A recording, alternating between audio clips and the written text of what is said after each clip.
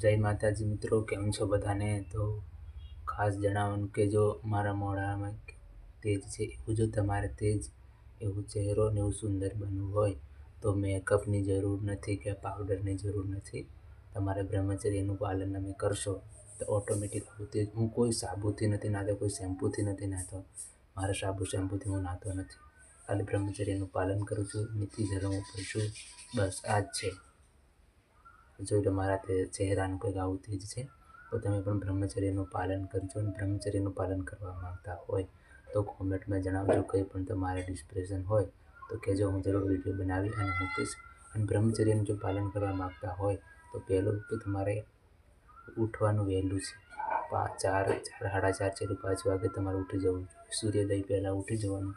પહેલું તો ગરમ પાણી કરીને થોડુંક પીવાનું, પછી નાહી ધોઈને કમ્પ્લીટ ફ્રેશ થઈને થોડુંક તમારે જે પણ ભગવાન માતાજીને માનતા હોય એને દીવો અગરબત્તી કરવાનું, પછી માળા નામ જાપ કરવાના, પછી તમારે થોડી ઘણી કસરત, સૂર્ય નમસ્કાર છે, અનુલોમ વિલોમ છે એ કરવાનું છે.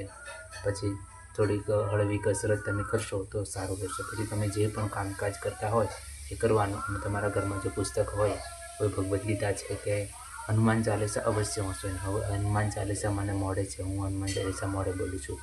કોઈ બી સારું મંદિર હોય તો જવાનું દર્શન કરવા. તમને ખાસ જણાવવાનું કે આટલું તમે કરજો. બ્રહ્મચર્યનું પાલન અવશ્ય કરજો. જે પણ બ્રહ્મચર્યનું પાલન કરવા માગતા હોય તો 2025 પૂર્ણ થાય છે, 2026 રહે છે, તો 2026થી તમે બ્રહ્મચર્યનું પાલનની શરૂઆત કરજો. એક એવું તેજ મળશે મિત્રો જિંદગીમાં તમને ક્યારેય મળે નહીં. અને આમાં થાક નહીં લાગે. ગમે તમે કામકાજ કરશો તો થાક બાક નહીં લાગે. આવો ચહેરાની આવી કંઈક મુસ્કાન રહેશે. જો કોઈ પાવડર છે મારા મોઢામાં, કસમથી હું કોઈ પાવડર લગાડતો નથી. તો આવું કંઈક તમારા મોઢામાં પણ આવું જ કોઈ મેં મોબાઈલની અંદર કોઈ ફિલ્ટર નથી મૂક્યું. જે છે એ જ વિડીયો બને છે. કંઈ ફિલ્ટરમાં હું મૂકતો નથી. જે છે એ જ છે.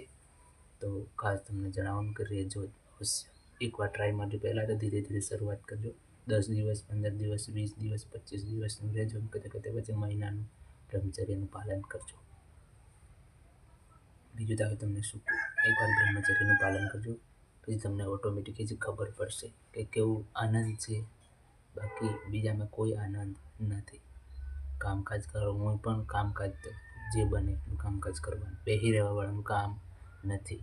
હરવા ફરવાનું કામકાજ કર્યા વગર બ્રહ્મચર્યનું પાલન થાય. જેટલું બને એટલું નામ જાપ વધારે કરવાનું, ભગવાનનું નામ વધારે લેવાનું. મુખ ઉપર 24 કલાક ખરાબ વિડીયો જોતા હોય તો ખરાબ વિડીયો નહીં જોવાનો, ખરાબ શબ્દની મોઢે થકાડવાનો, કોઈને ગાળ બાળ એવું નહીં દેવાની. તો વાંધો નહીં. તમારી જીબાન સત્ય જોઈએ, સારું જૂઠું વધારે નહીં બોલવાનું, કોમ સિવાય નહીં. માપનું જ બોલવાનું, કામ સિવાય જૂઠું ક્યારે બોલવાનું નહીં. અને ભગવદ્ ગીતા વાંચવાની, જે તે તમને હોય તે જ. અને ખરાબ રીલ નહીં જોવાની. ભગવાન માતાજીની જ રીલ જોવાની. બ્રહ્મચર્યનું પાલન કરે એવી જ કોઈક રીલો હોય એ રીલો તમારે ભાળવાની. અને એવા જ વિડીયો યુટ્યુબ ઉપર જોવાના તો તમારું બ્રહ્મચર્યનું પાલન થશે. બાકી તમે દન ઉગ્યા પછી ઉઠશો તો તમારું બ્રહ્મચર્યનું પાલન થાય નહીં. ખાવા પીવાનું ધ્યાન રાખવાનું. ડુંગળી ખાતા નહીં. ડુંગળી છે ગરમ વસ્તુ એવું હોય તો નહીં ખાવાનું. બાકી તમને બ્રહ્મચર્યનું પાલન નહીં થઈ શકે. કારણ કે ડુંગળી એ તમને એ કરશે કે ડુંગળી ખાવાથી તમારા મનમાં પ્રભાવિત થશે. એટલે ડુંગળી નહીં ખાવાની. લસણ તમે થોડું ઘણું લો તો વાંધો નથી. બાકી ડુંગળી ખાતા નહીં. ડુંગળી તામસિક ખોરાક છે એટલે તમારા મનની અંદર એવો ભાવ ઉત્પન્ન કરી દેશે એટલે તમારું બ્રહ્મચર્ય નષ્ટ થઈ જશે. અને મારે એ તો 1 વર્ષનું બ્રહ્મચર્ય પૂર્ણ થઈ ગયું છે. અને ભગવાન માતાજીને એવી પ્રાર્થના કરું કે આજીવન સુધી મને બ્રહ્મચર્ય કરવાનું, બ્રહ્મચર્યનું પાલન કરું એવી માતાજી મને શક્તિ આલે, એવી ભક્તિ આલે એવી માતાજીને પણ પ્રાર્થના કરું છું. બ્રહ્મચર્યનું પાલન અવશ્ય કરવાનું એવી માને હું પ્રાર્થના કરું. અને તમે પણ રહેતા હોય તો રહેજો. જય માતાજી, જય અલગ ધણી. જે તમારા ભગવાન હોય એની પ્રાર્થના કરજો. આમ તો પ્રેમાનંદના ખાલી એક જ વિડીયો, એક જ શબ્દથી મારું આખું જીવન બદલી નાખેલું છે. પ્રેમાનંદ મહારાજનો પણ જય બોલીએ. જય જય રાધે, જય શ્રી કૃષ્ણ બોલીએ. શ્રી નવદુર્ગા માતની, કુળદેવી માતની જય. બધાને જય માતાજી, જય અલગ.